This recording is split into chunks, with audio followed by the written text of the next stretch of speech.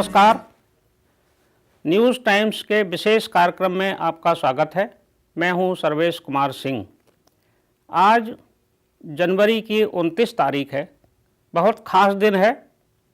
यह दिन हम याद करते हैं प्रोफेसर राजेंद्र सिंह रज्जू भैया जी के जन्म दिवस के रूप में।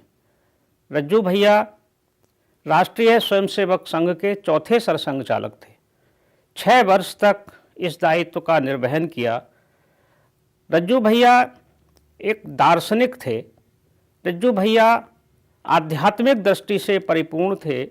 रज्जू भैया वैज्ञानिक थे।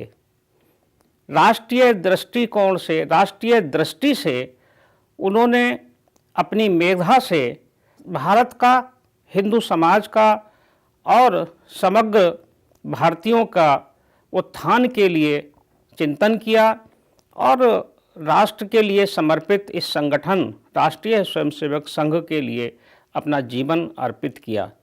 आज उनके जन्म दिवस के अवसर पर हम रज्जू भैया की त्यागमयी जीवन यात्रा को देखेंगे, उस पर चर्चा करेंगे, उनसे जुड़े कुछ व्यक्तित्वों से वार्ता करेंगे।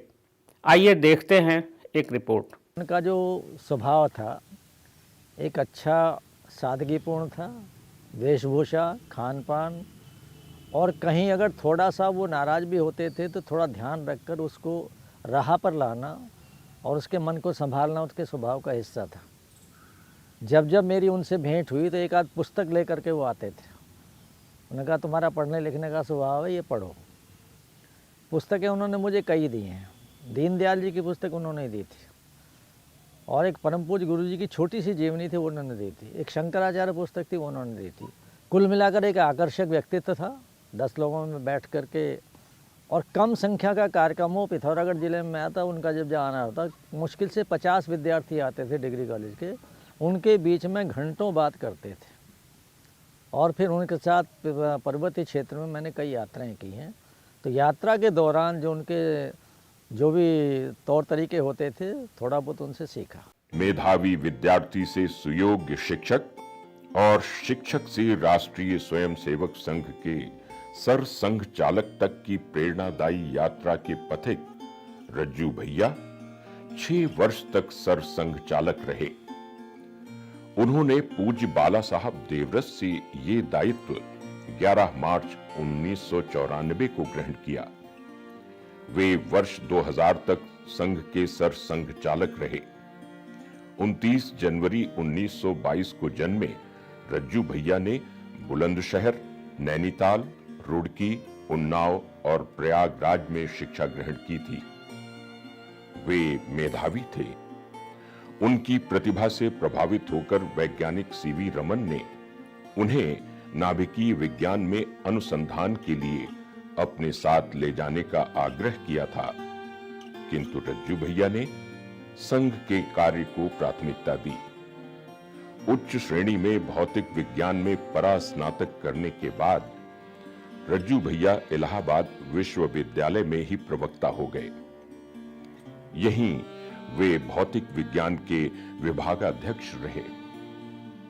उत्तर प्रदेश के बुलंदशहर में खुर्जा के पास एक छोटा सा गांव है बनैल। ये रज्जू भैया का पैतृक गांव है। उनके पिता कुंवर बलबीर सिंह अंग्रेजों के शासन में उत्तर प्रदेश में पहले भारतीय मुख्य अभियंता थे। उनकी माता का नाम श्रीमती ज्वाला देवी था। रज्जू भैया के पिता बेहद शालीन, तेजस्वी, मितव्ययी और ईमानदार अधिकारी थे। उनकी ही छवि का प्रभाव रज्जू भैया पर पड़ा। रज्जू भैया का जीवन कितना सादगीपूर्ण, सरल और सहज था, ये हमने बड़े निकट से देखा। ये बात तो उस समय की है जब हम पांचजन्य में थे और दिल्ली में पांचजन्य का कार्यालय उस समय झंडेवालान में था। तो तरुण जी जो हमारे संपादक थे, उन्होंने एक होली के अवसर पर, होली का पर्व था, हम भी वहीं थे होली पर, तो होली पर रज्जू भैया को झंडेवालान से आमंत्रित किया होली मनाने के लिए। रज्जू भैया आए हम लोगों के बीच में, सब लोग उनको रंग और गुलाल लगा रहे थे। बैठे थे रज्जू भैया एक कुर्सी पर, हम सब ने उनको गुलाल लगाया। तो रज्जू भैया ने कहा कि थोड़ा लगाइएगा, अभी मेरा कुर्ता खराब ना हो और अभी एक दिन और पहनना है। तो उससे हमें लगा कि रज्जू भैया एक तो अपना कुर्ता अपने आप ही धोते हैं और मितव्ययता पर भी ध्यान रखते हैं कि बार बार धोने से जो है बहुत कितना वो मितव्ययता बरतते हैं कि बहुत साबुन भी खर्च होगा, क्योंकि ये सभी को मालूम है कि रज्जू भैया जो अपने निजी खर्चे थे या निजी व्यय थे उस पर संघ का कोई पैसा खर्च नहीं करते थे, संघ से नहीं लेते थे। उनको जो इलाहाबाद विश्वविद्यालय से जो पेंशन मिलती थी उसी से वो अपने खर्च करते थे, यहाँ तक कि साबुन भी अपने पैसे से मंगाते थे, इतने मितव्ययी थे। और रज्जू भैया का ये समर्पण कि संघ को देना ही है, संघ से लेना कुछ नहीं है, ये उनकी सीख थी पूरे संगठन के लिए, समाज के लिए और देश के लिए भी, कि संगठन के लिए समर्पण कैसा हो। ये रज्जू भैया ने एक हम लोगों को सीख दी और ये देखा हमने 5 जन के उस कार्यक्रम में। सादा जीवन उच्च विचार के अनुयायी रज्जू भैया हमेशा सादगीपूर्ण जीवन में विश्वास रखते थे। उनका स्वयं का जीवन भी अत्यंत सादगी और संस्कारों से परिपूर्ण था। रज्जू भैया का संबंध संघ से 1942 में बना, लेकिन उनका सामाजिक कार्य के प्रति रुझान शुरू से ही था।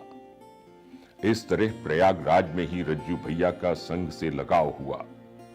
उनकी संघ की यात्रा असाधारण रही।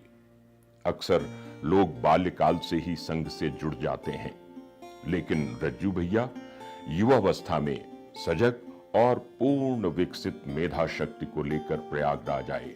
वे प्रयागराज के इलाहाबाद विश्वविद्यालय में प्रोफेसर होने के साथ साथ नगर कार्यवाह का दायित्व संभालने लगे। वे 1954 से 1958 तक संभाग प्रचारक रहे। 1961 में वे भाऊराव देवरस जी के साथ सह प्रांत प्रचारक बने। भाऊराव देवरस जी के कार्य क्षेत्र का विस्तार हुआ तो प्रोफेसर राजेंद्र सिंह उर्फ रज्जू भैया को 1962 से 1965 तक उत्तर प्रदेश के प्रांत प्रचारक, 1966 से 1974 तक सह क्षेत्र प्रचारक और क्षेत्र प्रचारक का दायित्व सौंपा गया। 1977 में वे सह सर कार्यवाह बने तो 1978 मार्च में उन्हें सर कार्यवाह का दायित्व सौंपा गया। इस तरह उन्होंने 1978 से 1987 तक इस दायित्व का निर्वाह किया। वे 1987 से 1994 तक एक बार फिर सह सर कार्यवाह रहे। विजन में देखते हैं कि दुनिया का सबसे श्रेष्ठ देश भी होगा, सबसे धनवान देश होने की आवश्यकता नहीं है, चरित्रवान होगा, प्रॉस्परस भी होगा और विश्व को इस झगड़े वाले, संघर्ष वाले रास्ते से हटाकर समन्वय के, प्रेम के, आपस में मिलकर चलने के, भाईचारे के इस मार्ग पर चला सकेगा। मगर वही चला सकेगा भारत कि जो खुद मजबूत है, समृद्ध है और किसी के आगे हाथ फैलाने के लिए किसी चीज में तैयार नहीं है। रज्जू भैया सह सर कार्यवाह से ही सर संघ चालक बने। उन्हें पूज्य बाला साहब देवरस ने 1994 में सर संघ चालक का दायित्व सौंपा। रज्जू भैया जब सह सर कार्यवाह थे तब डॉक्टर हेडगेवार स्मृति समारोह समिति के संयोजक भी बनाए गए। इस समिति के राष्ट्रीय अध्यक्ष प्रसिद्ध क्रांतिकारी निहारेंद्र मजूमदार को बनाया गया। राष्ट्रीय स्वयंसेवक संघ पर 4 फरवरी 1948 को लगे पहले प्रतिबंध के समय रज्जू भैया ने प्रयागराज में स्वयंसेवकों के साथ सत्याग्रह किया और जेल गए। भारत के लोकतंत्र पर जब तत्कालीन कांग्रेस सरकार का ग्रहण लगा तो रज्जू भैया ने देश भर में भूमिगत आंदोलन के लिए समाज और संगठन को प्रेरित किया और सफल मार्गदर्शन किया। आपातकाल के काले दौर में हताश और निराश हो चुके राजनीतिक नेतृत्व में रज्जू भैया ने आशा और उत्साह का संचार किया। वे नेताओं के बीच भी लोकतंत्र की वापसी की उम्मीद जगाते रहे। संघ के इस भूमिगत आंदोलन की ही बदौलत लोकतंत्र से संकट के बादल छट सके। रज्जू भैया ने आपातकाल में प्रोफेसर गौरव कुमार के छद्म नाम से देश भर में भ्रमण किया। उन्होंने स्वयं सेवकों को कार्य विस्तार की प्रेरणा दी, लेकिन बिगड़ते स्वास्थ्य के कारण रज्जू भैया ने वर्ष 2000 में श्री सुदर्शन जी को ये दायित्व सौंप दिया। हालांकि इस बीच भी रज्जू भैया सभी कार्यक्रमों में भाग लेते रहे, लेकिन नियति को अब इससे ज्यादा मंजूर नहीं था।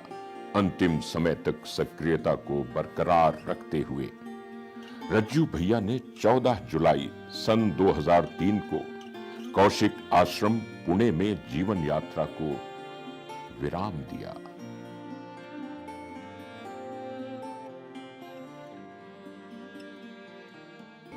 देश भर में रज्जू भैया की स्मृति को संजोने के लिए कार्य हुए हैं। अनेक स्थानों पर संस्थान स्थापित हुए हैं, सेवा कार्य किए जा रहे हैं। उनके पैतृक गांव बनेल में सरस्वती विद्या मंदिर संचालित किया जा रहा है। सरस्वती जो है वो शिक्षा की देवता है। चाहे पिलानी में देख लीजिए, चाहे रुड़की यूनिवर्सिटी में देख लीजिए, सरस्वती को शिक्षा की देवता माना। हम नहीं, इंडोनेशिया में शिक्षा की देवता मानकर उसकी पूजा करते हैं। राजधानी लखनऊ में विद्या भारती, पूर्वी उत्तर प्रदेश में प्रोफेसर राजेंद्र सिंह रज्जू भैया उच्च तकनीकी डिजिटल सूचना संवाद केंद्र स्थापित किया गया है। इसमें उत्तर प्रदेश के सभी पूर्वी क्षेत्र के समस्त विद्यालयों से सतत डिजिटल संवाद स्थापित है और ई लर्निंग की सुविधा विकसित की गई है। रज्जू भैया जैसा कि नाम से ही स्पष्ट है, बहुत ही मेधावी और अत्यंत उदार व्यक्ति थे।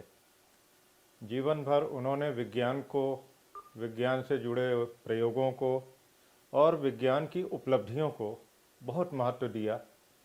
इसीलिए जब कोरोना काल में विद्या भारती ने डिजिटल प्लेटफॉर्म बनाने का निर्णय लिया, तो इस डिजिटल प्लेटफॉर्म का नामकरण प्रोफेसर राजेंद्र सिंह उर्फ रज्जू भैया उच्च तकनीक डिजिटल सूचना संवाद केंद्र रखा। इस डिजिटल संवाद केंद्र के माध्यम से हम लोगों ने रज्जू भैया के सपनों को साकार करने का प्रयास किया है। रज्जू भैया चाहते थे कि विज्ञान का अधिक से अधिक अंतिम व्यक्ति तक लाभ पहुँचे।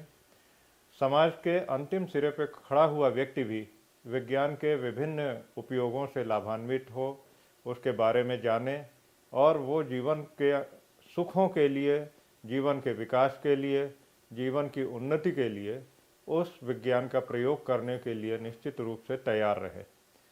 इस रज्जू भैया संवाद केंद्र के माध्यम से हम विद्या भारती के समस्त विद्यार्थियों को उच्च गुणवत्ता का कंटेंट उपलब्ध करा रहे हैं, उच्च गुणवत्ता की पढ़ाई लिखाई उपलब्ध करा रहे हैं, उनको स्किल का भी प्रशिक्षण दे रहे हैं। तरह तरह से विद्यार्थियों को विज्ञान के आधुनिकतम मार्गों से, विज्ञान के आधुनिकतम प्रयोगों से जोड़ने का प्रयास कर रहे हैं और ये कोशिश निरंतर कर रहे हैं कि बच्चे हमारे विज्ञान से अछूते न रहें। आज पूर्वी उत्तर प्रदेश के समस्त 1088 विद्यालय इस रज्जू भैया उच्च तकनीकी सूचना संवाद केंद्र से जुड़े हुए हैं और इसके माध्यम से हम संपूर्ण वर्चुअल स्कूल का संचालन कर रहे हैं। इस केंद्र के माध्यम से हम सारे विद्यार्थियों के बारे में पूरा विवरण एकत्रित कर रहे हैं। वो विवरण हर समय हर जगह से हम लोग देख सकते हैं। उनको सभी तरह की ई बुक्स उपलब्ध करा रहे हैं, ऑडियो विजुअल फॉर्मेट में पढ़ाई लिखाई का पूरा कंटेंट उपलब्ध करा रहे हैं, ऑनलाइन एग्ज़ाम करा रहे हैं, ऑनलाइन स्किल प्रोग्राम और स्किल ट्रेनिंग दे रहे हैं और नए प्रयास के तौर पे अब हम ऑनलाइन सिस्टम्स के माध्यम से उनको विभिन्न खेल कूदों की भी विशिष्ट जानकारी दे रहे हैं, जिसके माध्यम से उनका अधिकतम विकास संभव हो। रज्जू भैया के जन्म दिवस पर हम उनका बार बार नमन करते हैं, उनकी स्मृतियों का स्मरण करते हैं। संपूर्ण न्यूज़ टाइम्स परिवार की ओर से रज्जू भैया की स्मृतियों को बार बार सादर नमन। नमस्कार।